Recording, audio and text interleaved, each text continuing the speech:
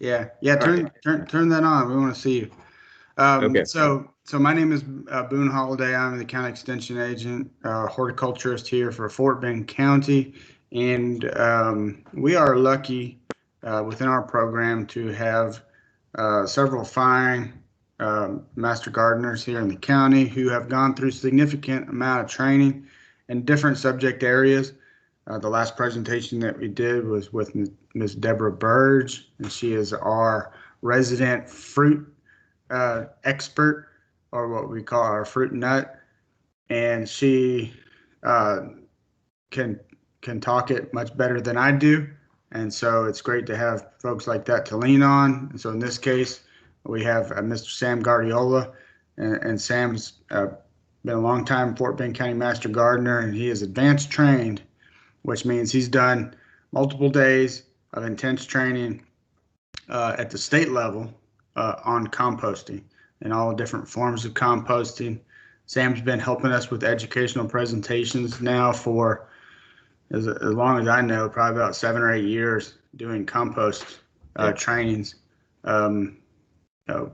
here in Fort Bend County with us, including us hosting the state advanced training for compost 2 years ago, where he helped deliver some of the content for that event as well. So we're glad to have him here today. Again, Sam will be giving the presentation. I'll be in the background, and I will be responding to comments, questions, etc. So without further ado, Sam, it's all yours. Okay, great. Thank you, Boone, and good morning, everybody. Thanks for joining. As Boone said, I volunteer as a Fort Bend County Master Gardener. I've been doing it since 2011, so about 9 years. And in my second year, I took the compost advanced training. It was something that I really enjoyed, something that kind of made sense to me about recycling, the plant waste and our kitchen scraps and getting them to break down so that you can use them. I mean, you can certainly go out and buy yards and bags of compost, but you can also make some in your home or in your landscape. So that's what we're going to talk about today. All right. Okay, so I'm going to play a video for you real quick.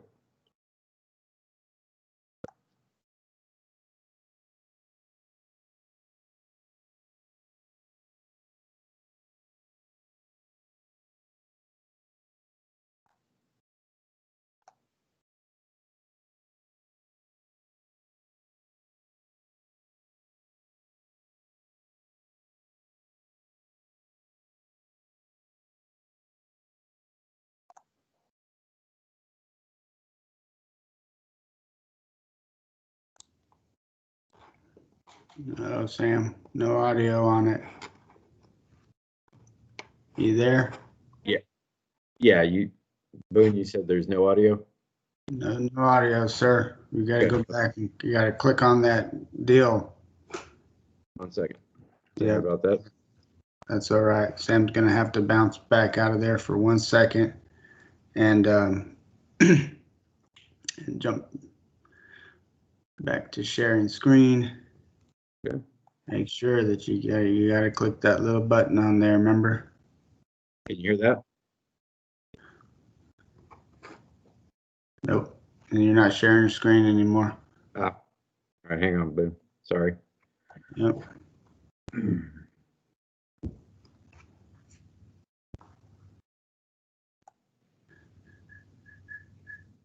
Okay. There you go. All right, so the button's checked. Let's see if you can hear this.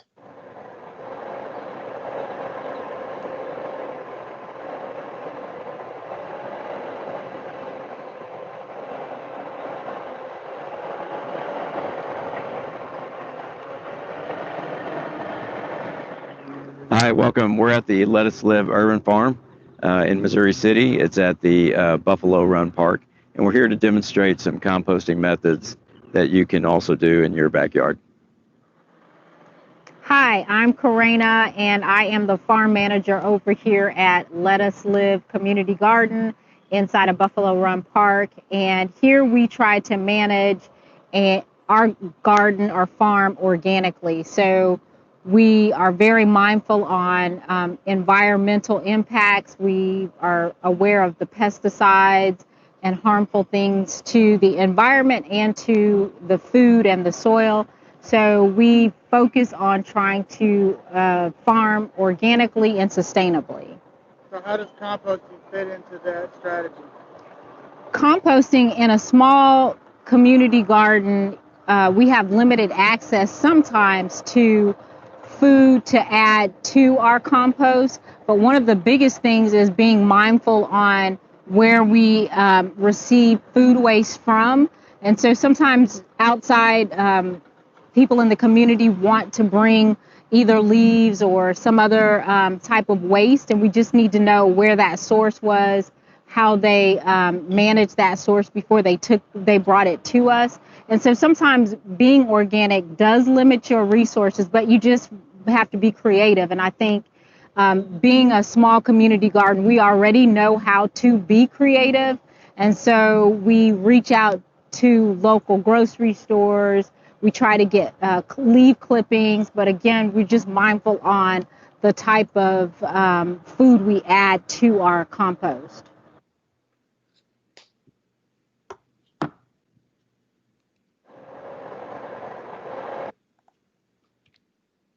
Okay, so composting, it's hopefully a lot of you already do a version of it in your yard, or whether it's in bins like we've got here, or whether it's in tumblers. So composting, it's a very old concept. You know, as far back in America as George Washington, even at Mount Vernon. I've got a picture in here of, where he used manure, dung, and composting techniques go way back to India. It's ancient technique. It's not just something that's relatively new, but I'll go back to that bin. You can see that bin on the left there. It's easy as long as you don't let it just turn into a trash pile. So if you do it properly and you have a technique and a strategy, you can really get it to work for you. So one of the questions, I like to start out with and ask is, well, why would you compost, right? What's the benefit of it? So you can, when you get your finished compost, you can provide essential nutrients to the plant roots.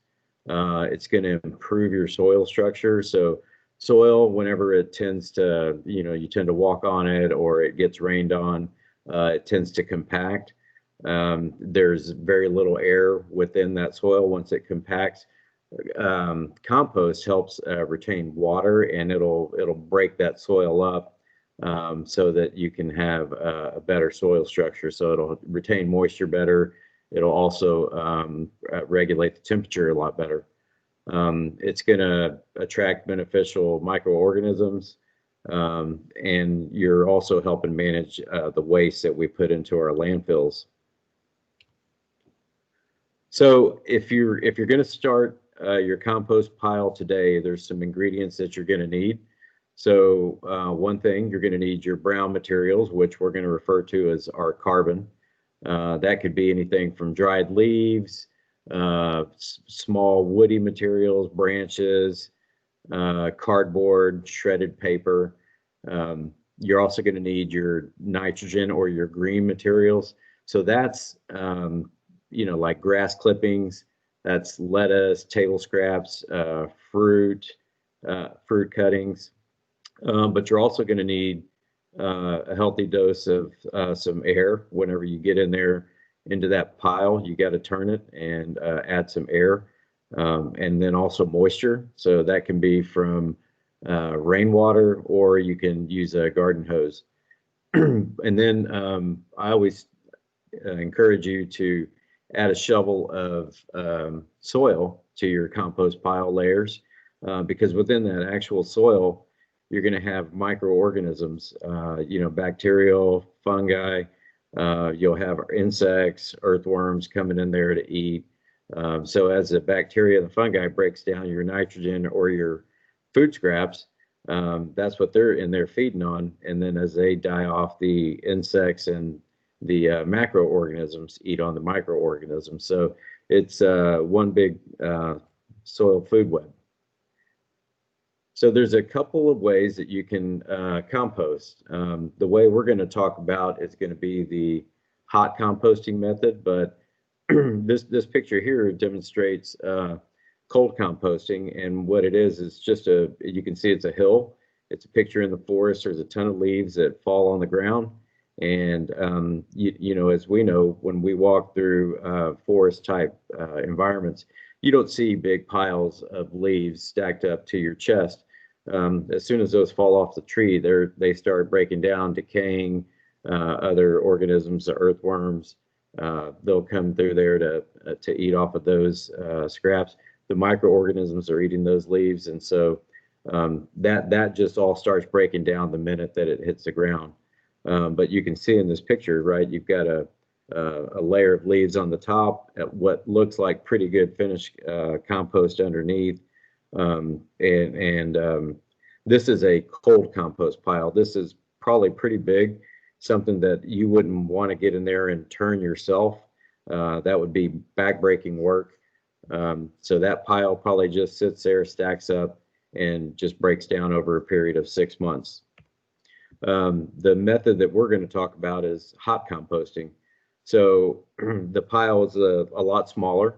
I'm going to suggest to you it should be a minimum of 4 foot by 4 foot.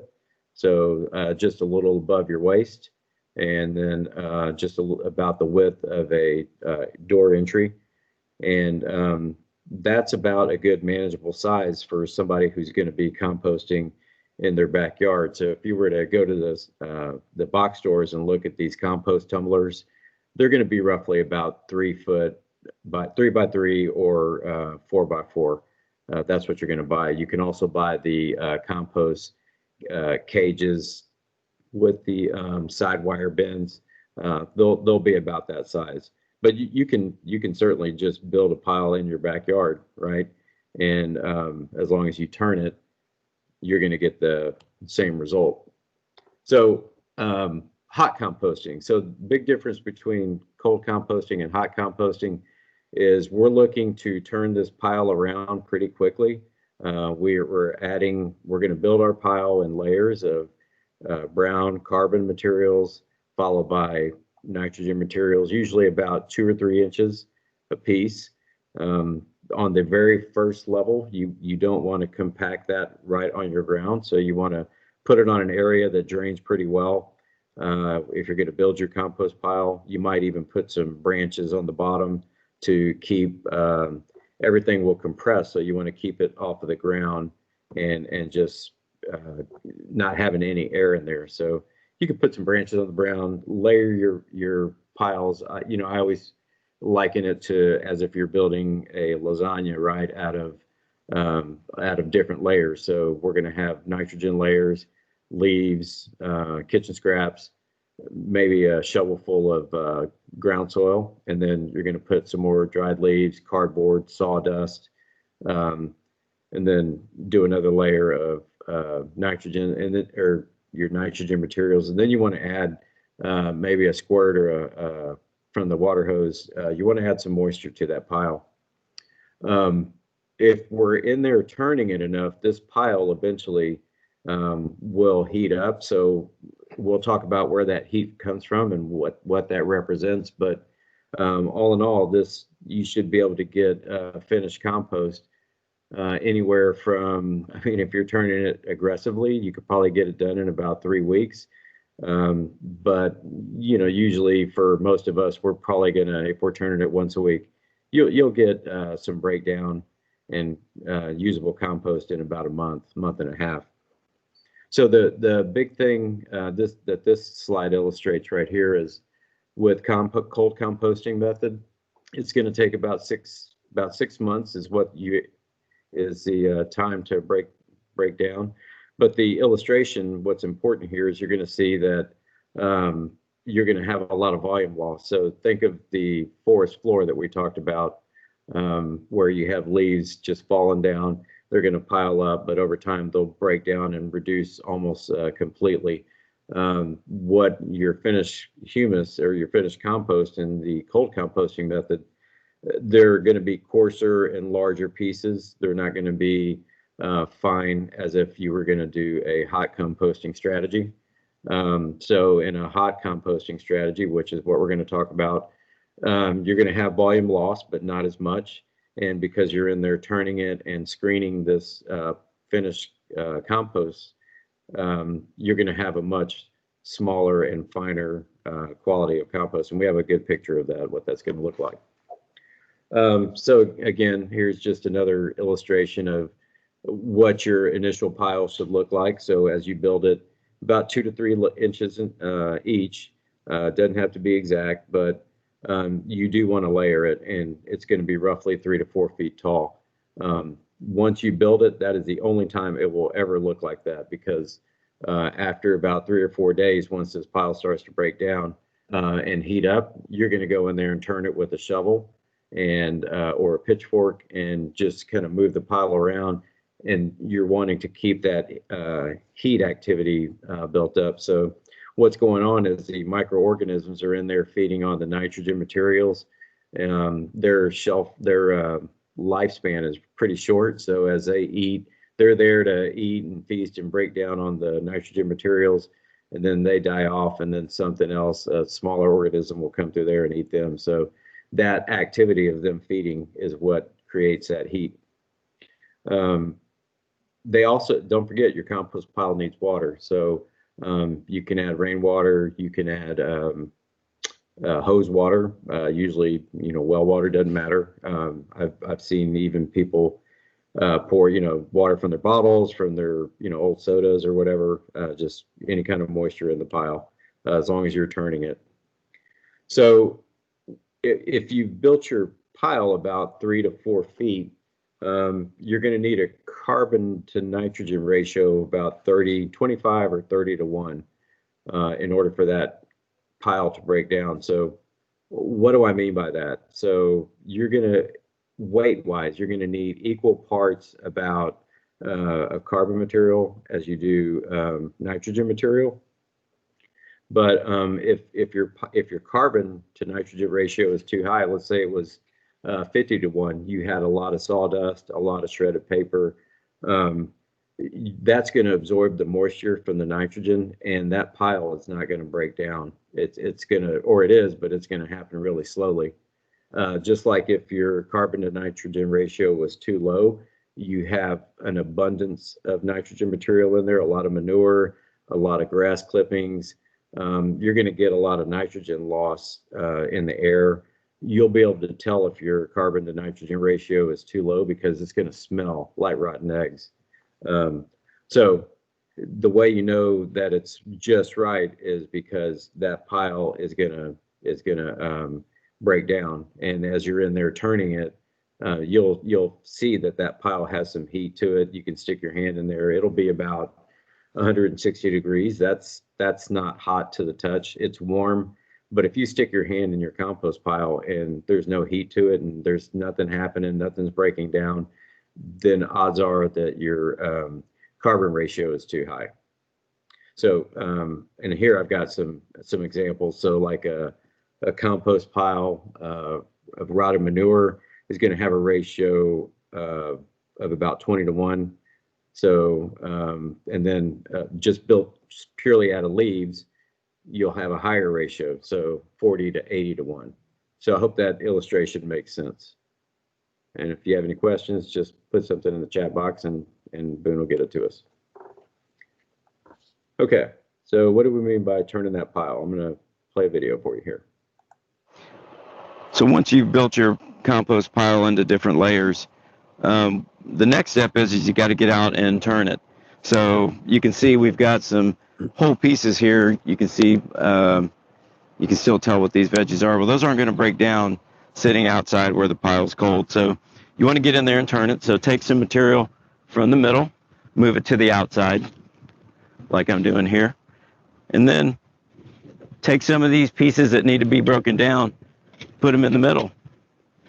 And then people always ask me, well, am I going to get a lot of rodents or fruit flies? Well, then you got to cover it up. I would say cover it up with, 6 to 12 inches, however much material you have. And then once you've got it covered, let it sit and let it break down. So once you've built. Okay. So if I'm in there turning that pile, right, and then I've brought in some of the leaves that were previously on the top, and I've buried my food scraps in the middle, as the microorganisms start eating off of that nitrogen material, they're feeding, right, and that's what causes that heat, that pile. So you want that. You're going to see that temperature rise to about 113 to 158. That won't combust in your yard. We have heard of some of these big, large windrow compost piles that get really, really hot. Some of those I've heard where those do catch fire, but there's no risk of this catching fire in your yard, so don't worry about that. Let's talk about what you can add to your compost pile. So pretty much any vegetable and fruit scrap. If you're going to put veggies in there, make sure it's raw, nothing that's had salad dressing on it, so to speak, or if it's fruit, nothing that's been dipped in yogurt. You can put your coffee grinds and your tea bags, the coffee filters. You can throw your eggshells in there. I would just, as a suggestion, I would make sure that you grind them up, make them small as you can. You can hit them with a rolling pin if you want. Sawdust you can put in there, cooked rice, pasta. If your pasta has been dipped in a sauce or butter, then you don't want to add it to the pile, but you can put just anything that's been boiled in water is perfectly fine. You can put dust. If you're sweeping your house or out of your vacuum, you can throw your dust in the pile. Shredded paper, a lot of us, if you still get paper bills, you might have a shredder. You can throw that in there as a carbon source. That'll work great. Manures. I mentioned earlier that even at Mount Vernon, that George Washington used to use manure in his compost piles. You can use, I've got a slide for that, I'll show you in a second. Yard waste, you're mowing your lawn, you'll say you bag your grass clippings. It's perfectly fine to throw that into your compost pile. That's a big source of nitrogen right away. You can rake leaves and throw them in there for your carbon. And then it's real important to remember that if you do have your leaves, or if you're putting plant scraps in there, let's say you're turning something out and pulling it out of your garden, you can put that in your compost pile so long as you remember to break it down. So these microorganisms that are eating that nitrogen, the smaller the better, right? It's going to break down a lot faster, as long as it'll break down a lot faster, quicker. So long as it's small. If you're putting in like a whole vine, or let's say even like the tops of carrots, right? You can cut it up, run over it with a mower, whatever you got to do, create more surface material. It'll break down a lot quicker. So here's the picture of the Mount Vernon dung repository. I don't know if you guys can see that. So this is a covered shed area, and right there is the horse dung that they use from the farm, and they used to actually compost their gardens with animal manure. Let me play this video here. I'll just give you an example of what some of these larger pieces look like and how you should cut them up. So here we've got some storage area for some of our nitrogen material. We're trying to let it dry out. Some of these pieces are very long, or longer than you would like. What you want to do is take your clippers to these. You can run over them with your mower. If you have a knife, cutting tool, sit there and break them down into smaller pieces once they dry out, and then add them to your pile. Again, always thinking the more surface area, the quicker it's going to break down. So here we've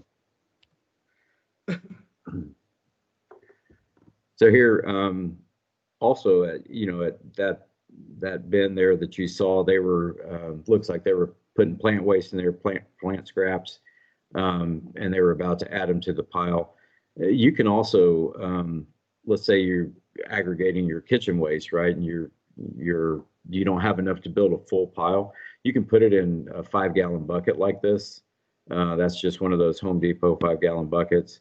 You can cover it up with wet paper towel, newspaper, leaves, or soil. Just if you're going to put in something in there that, banana peels, apple cores, you're probably going to get some fruit flies. So I would cover that up to store it until you have enough material to start building your pile.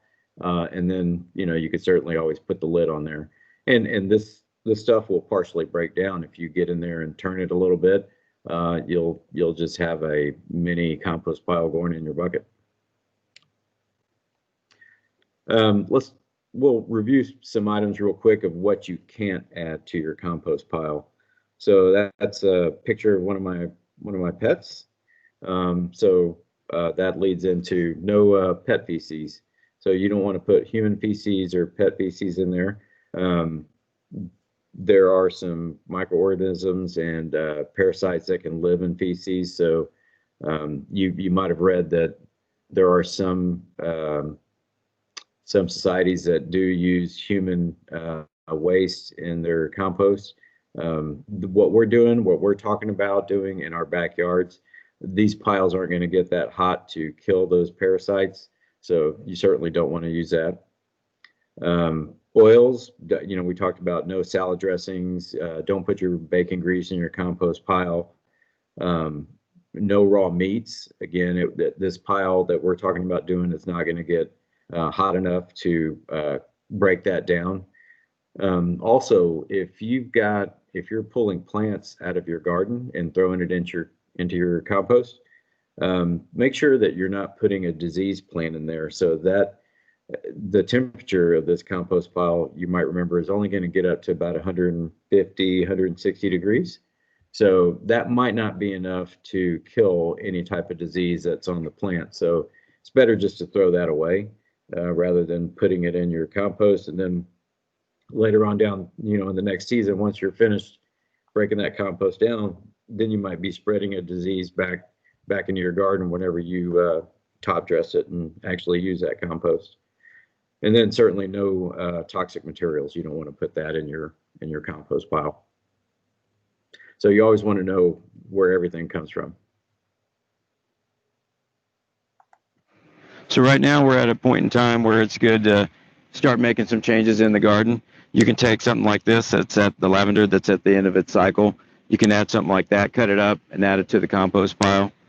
Another thing that you can add to it is this tomato plant, where as soon as it gets our first frost, you can pull this out and break it up and add it to the pile, just so long as there's no disease on the plant. Something like this, though, where you've got a lot of runners, or this weed here with a lot of seeds at the top, something like that might be a problem in your compost pile. So you don't want to add something like this to it. You'll constantly be fishing these out. So right now we're at a point in time.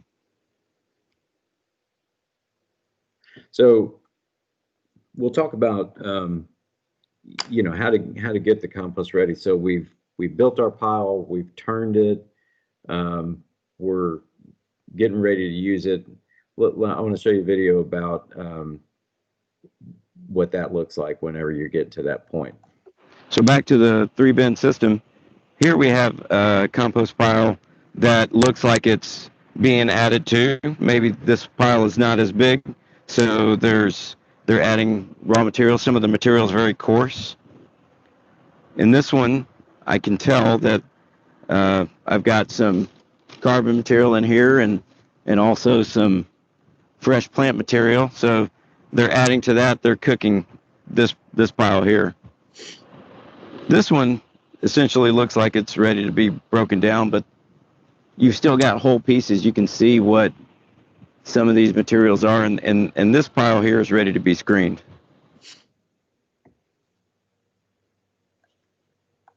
So back to the 3-bin system. I keep trying to forward it, and I keep hitting the play again. So once you decide, okay, yes, I'm ready to build my pile, what are my choices? How do I get started? So I'll give you a little history. So in the 1950s, University of California, Los Angeles did a lot of research, and they said, okay, they're the ones that gave us the information that a manageable pile for somebody composting in their backyard looks probably about 4 feet. If it's 5 feet by 5 feet, that's probably too big. So anywhere from 3 feet to 3 by 3 or 4 by 4 is perfect. If it's smaller than 3 by 3 feet, it's probably not going to get hot enough to break down. It's going to take a while. So that's your range there. But also, there was a group of people. They lived out in Berkeley. They were the Olkowskis. They wrote a book called The City People's Book of Raising Food. And what they were tired of doing is they were organic believers in organic gardening. They wanted to get compost in their yard, basically make use of every inch of their space. And but all the compost methods that were available to them, right, were maybe too slow. They wanted to turn this around, and so they were the ones that came up with the strategy of turning every couple of days so that you can get finished compost in about 2 to 3 weeks. So there's a lot of manual labor as far as using the city people's method. You can also buy compost tumblers. Another thing you could do is trench composting. That's where you might bury your food scraps directly in your garden, let them break down over a season, and then the following year is where you would plant right there once those food scraps have broke down and amended that soil and improved it. You can also build your pile right in your garden. So rather than building a pile and then moving the compost to the garden, just maybe square off a section of it and build your compost pile right there in the garden, and then plant there the following season, and then move your structure and do it in another part of your beds. Hey, Sam. Yeah.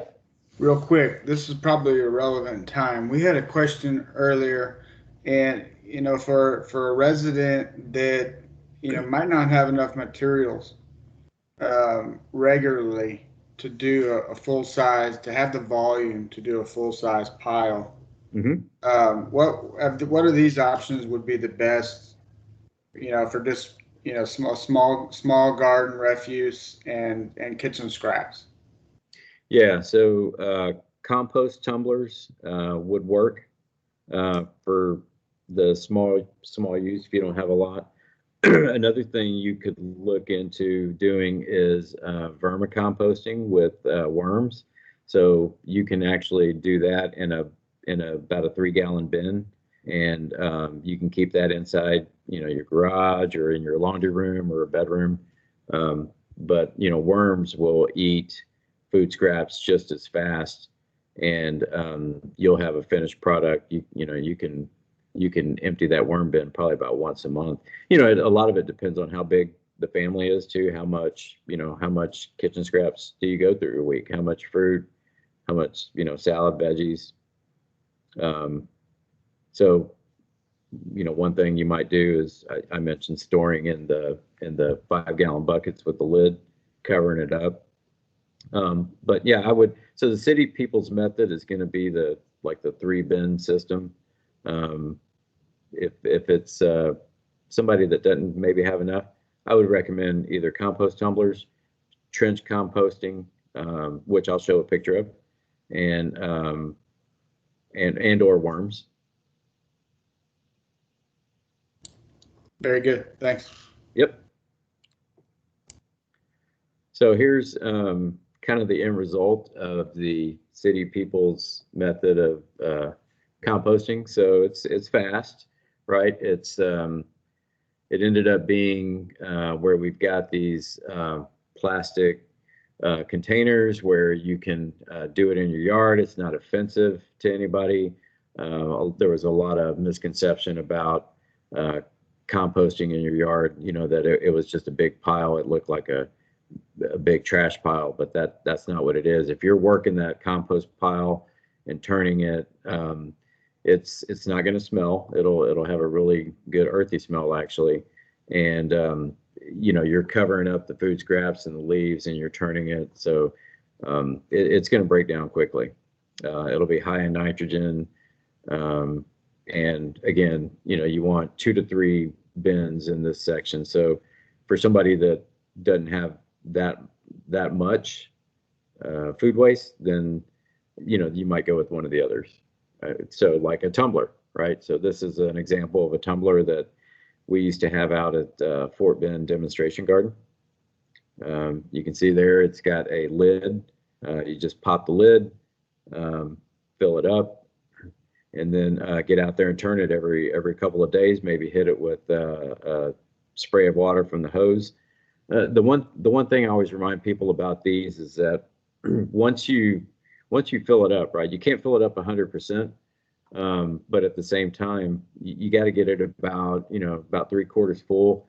It's got to have some room for air. So when you're turning it, right, it's got to have that room to tumble and break down. But you can't keep adding to it.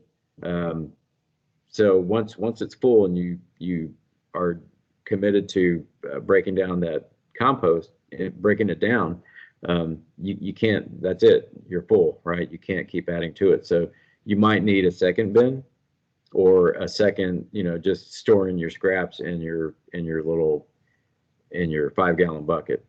So if you were to, let's say I've been breaking this down and turning the tumbler for a couple weeks. If I went in there and added a bunch of shredded cardboard or some newspaper, I'm changing that carbon to nitrogen ratio, and then I'm either slowing the whole process, or if I add a bunch of grass clippings, then I'm throwing that ratio off, and so I might be changing that altogether. So I either slow it down, or it ruins it, and maybe it's too moist, too wet, and then all of a sudden you can't, you're not going to get that. You're going to get a lot of nitrogen loss, and it'll stink. Also, Boone, you had mentioned earlier when we were talking that you can put up some pieces in the chat box for everybody. So there's a couple pieces on the Aggie Horticulture website. One of them is Composting Aggie Horticulture. It's a 3-page PDF, and on page 3 is a really good troubleshooting guide that it's got about the 3 or 4 scenarios that you might run into. Why is my pile not breaking down? Why does my pile stink? So Boone, if you can find that one and put that in the comments for everybody, that'd be really good. Got it. I wanted you to expand on a couple things here with these tumblers, if you don't mind. Sure. One question is, if you are if you got that to the right height, you've got the right mix of materials, is what time frame would you expect before that product is ready to be sifted? Yeah, so I've had a lot of mixed results with the tumblers out at at the different demonstrations places I've seen, and as well as here. Usually, like, this is one that I have that sits, that metal bar there, right? It sits on that and it spins on that. 2.5 months, 3 months is what I found. It just it was a lot harder to get the right ratio on those for me. And plus, in the beginning, right, I kept adding to it, right? It would break down a little bit. I'd get a little, I'd sift it out, and then I'd add to it, not realizing I was resetting my process. So, yeah, about 2 months, 2.5 months. And then I'm piggybacking on that is time of year and cool season restrictions on these things. Yeah. So people up north who live in snowy areas, they can compost too. They might have to bury it. So yeah, something like this is not gonna break down as quickly in the wintertime. But like it right now, it's November 14th and it's still pretty temperate outside. So you can still compost probably right up and through the end of November when we start getting our historical freezes or whatever, and just keep turning that pile in your tumbler. It's going to slow down in this time of year, but by the same token, in the middle of July and August, the heat outside really doesn't add to the heat and breaking this down either, right? I mean, it's just hot and sweaty outside. The magic of what's happening is your mix of materials that's in the container. Very good. Mm-hmm. So those were a couple examples of tumblers that you can buy. These are just some homemade shots of ones that you can make, right? You've got a drum sitting there on casters, some wheels, and then this other one is, just kind of flips over end. You can see same concept. It's got the metal bar in the middle. Really and truly, you can compost out of anything that you might have in your garage or in your shed already. And you'll see that I think I've got some pictures of some homemade bins, which is the same thing. So here's an example of trench composting. So maybe, for somebody that asks the question, well, what if I don't have enough food scraps to, build a 3-foot by 4 pile? You can certainly just do it like this, right? Just bury it, directly in your garden, cover it up, obviously, once you put it in there. You can do this with a shovel and do a trench, or you can even do it, just kind of like a post hole, right? Just dig you a 6-inch circle, bury it about 6 inches, and just put it in different areas of your garden. Now, what you want to do is, you want to give it time to break down. So if you've got a section that you're going to do this in, right? I wouldn't plant there right away.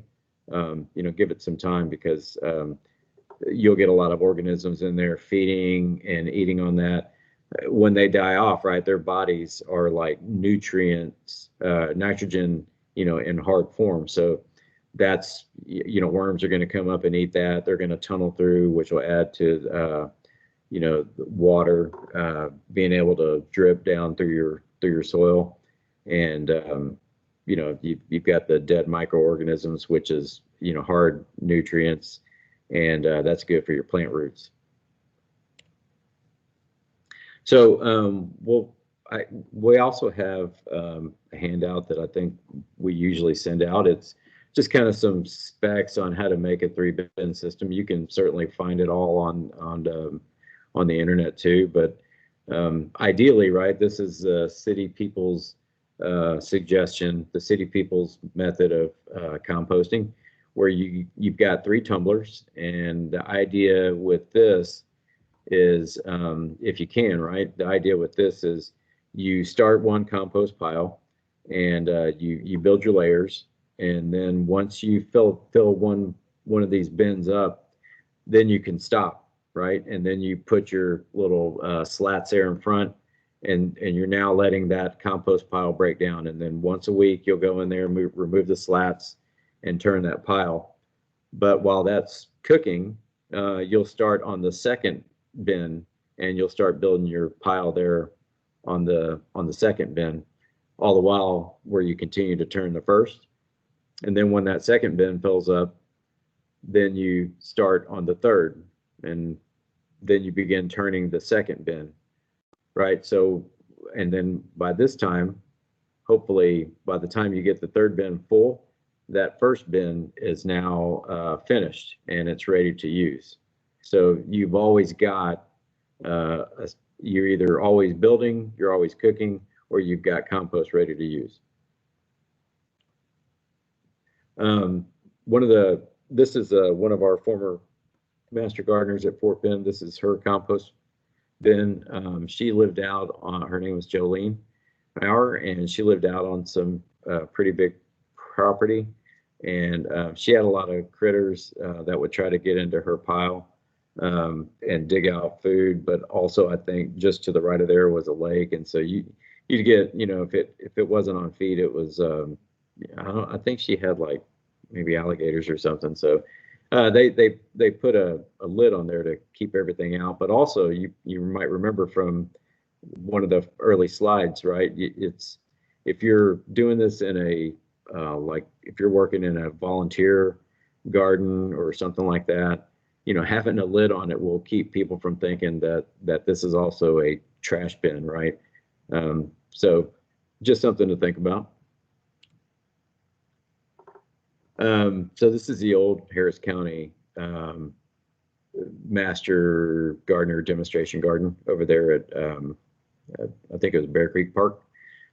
So here you'll see that they've got their 3-bin system lined up right next to a wooden fence, so you can kind of envision what this looks like in your backyard, right? It's not meant to look unsightly. And then they have a wheelbarrow with a sifter, and we'll show a video of that, how that works. And then if you notice, there was a little raised bed there just to the left of the wheelbarrow. And that was a demonstration of, they were trench composting. So they had a couple plants. You can't see it at the time that I took this picture, but there was a couple things that they were just burying right there in the ground. And then they would plant on the row in front. And then the next season, right, fall season comes around, then they would plant where they buried, and then start burying on once they removed the plant. So it just gives you an idea of what it looks like actually in practice. So just to recap the 3-bin system, right? You've got one where we're building a pile, and then once that gets filled up, you stop adding to it and you let it cook and break down. Right, step 2, that pile cooks, and then once it's finished, it's ready to be used. All the while, you've got 2 others going, right, at that point. So let me show you another video. So what we have here is a 3 compost bin system. We also have, they've added a cover to this setup, which I showed you in one of the slides. So the purpose of the 3-bin system is you always want to have one that you're building and adding to. Hopefully you have one that is already finished, and then you have one that is cooking that you've already filled up and built. So to demonstrate, we'll just go down the row. You have one, you could start building in this pile. Then next one, since this is full, I don't want to add to it. I'll go ahead and start cooking that and turn the pile every couple of days, check the temperature, check it for moisture. And then I want to start adding to my second bin because I'm not touching the first. Once this one fills up, again, it gets to the level I want to have it, about 3 feet. I will stop adding to this pile. I'll begin turning it every couple of days and let it start to heat up and let the nitrogen materials in there start to break down. Then I'll repeat the process for the 3rd bin. All the while I'm filling this one up. This one is cooking and breaking down, and hopefully by now we're about 2 months into it. This one is finished. This is finished product, and I can start using this compost in the garden or in the in my turf. And the process just repeats so that you always have something working in your yard. So what we have here is a 3.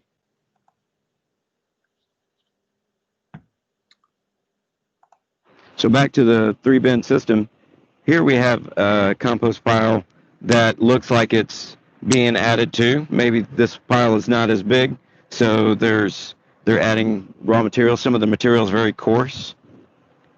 In this one, I can tell that I've got some carbon material in here and also some fresh plant material. So they're adding to that. They're cooking this pile here. This one essentially looks like it's ready to be broken down, but you've still got whole pieces. You can see what some of these materials are, and this pile here is ready to be screened. So back to the 3 bin. Okay, so here, that was a repeat. I think we saw that one earlier. Sorry about that, guys. Here's a sifting video. Now, this one is great because now you can see what this compost looks like, and we'll show a picture of it at the end. And you can see that it's just got good color. It's got moisture. So a good finished compost should be moist to the touch, but not muddy or not not soggy, right? Think of it. I always tell people, think of like a wet sponge that you've wrung out really, really good. So it'll be wet to the touch, but not, where you can, not soaking, right? Not dripping. So take a look at this. So now that the compost pile is finished breaking down, it's ready to be used in the home garden. So let's take a shovelful, and we're going to run it through our sifter here. All right, I've got it set up over a wheelbarrow, and I'm just going to kind of shake it like we're fanning for gold, black gold in this case. And so the larger pieces are going to go back into the pile. But take a look at this. This is a finished compost. You can see how crumbly, how small it is. That's perfect. So that's what you're going for, right? That's what's going to improve your soil structure. It's going to help it retain that moisture. It'll help with drainage, help with temperature control, and then it'll help. All the microorganisms are in there, right? Because that compost pile was alive, so all the microorganisms are in there, and as things come there to eat and feed and die, it's going to feed your roots, right? And then worms will come up to eat those. They'll drop their castings, which is good. Birds will come in there to eat the worms. So it's just a cycle. So now that the compost pile is finished breaking. Okay. So, you can build a bin, you can buy a tumbler, any of that. You can also just build your own compost pile, right? So it might be, maybe it's more of a cold compost pile. So in this example, you can see here that sign right on that pile there. It's roughly, I would guess probably about 3 feet tall, probably about 4 or 5 feet wide though. But it says cooking, right? No dumping. And then what they've got here is probably once it's finished breaking down, that's a stand-up screen, right? So I'd probably take a shovel and take my screen and twist it around and throw the wheelbarrow on the other side of it and just kind of feed it through there. So, you don't have to, depending on how much property you have, right? If you have a nice area, you could probably do this outside, but your HOA might not like this if you live in a suburban area like me. But this might work for some of you. So now that we've done all that composting, we've broke it down.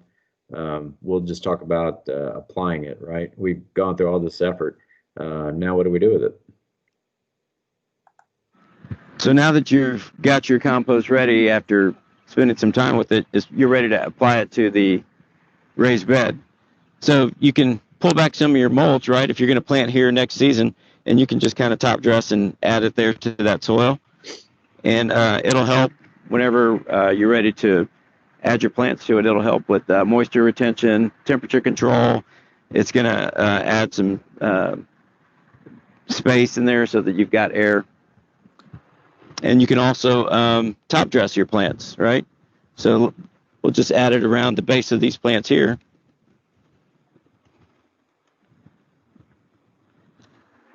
That's the whole point. You don't have to go out and buy the compost. You're recycling it to use it in the garden.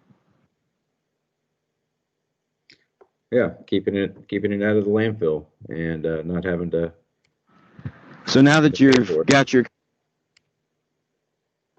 So that's my last slide. I'll give a plug for the Fort Bend County Master Gardener hotline. If any of you start composting and it's not working right, and you feel free to give us a call, or tag us on Facebook or Instagram. You can send an email. And somebody, we love pictures. Send us a picture of what you're doing, and we'll be happy to respond to you. There's a ton of information on the agriculture website, the Texas A&M AgriLife website. A lot of articles and PDF information. So it all reads kind of the same. I mean, it's maybe that first 1 or 2 times that you try it, it might seem kind of impossible, but then all of a sudden it might just click for you, and then it just becomes pretty fun, right? And then that's what I said, you might get through building compost piles, trench composting directly in your raised bed, and all that may lead to, hey, maybe you're ready to start raising worms. So that's all I got, Boone. Do we have any other questions?